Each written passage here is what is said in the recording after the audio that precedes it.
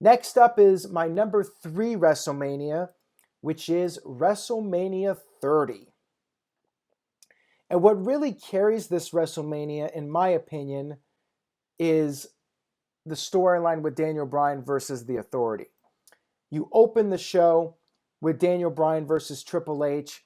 He has to beat Triple H in order to get inserted into the main event. And like I said earlier, Owen Hart and Bret Hart, probably the best opening match in WrestleMania history. But this is right up there. To me, this is a serious contender for that top spot. Excellent match between these two.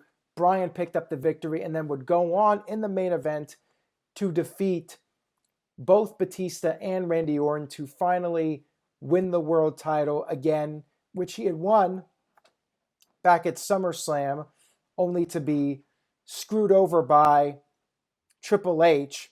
You had John Cena versus Bray Wyatt, which a lot of people say was the wrong decision because Bray Wyatt was on the rise and WWE had taken that storyline and used it to try and explain why Bray Wyatt would later become The Fiend.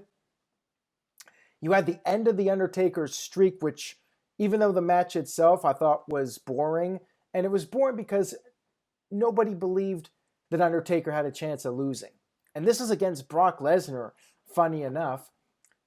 I remember the poll I did at the time, and like 95% of people responding said Undertaker was going to win, but he didn't.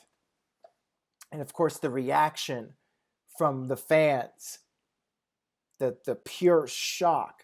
Like, I remember when it happened, I just was in total disbelief about this.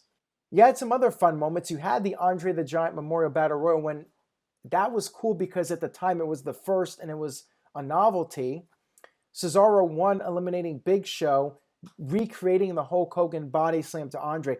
Cesaro should have gone on to bigger and better things after this, but unfortunately he didn't. Still, that was a fun moment.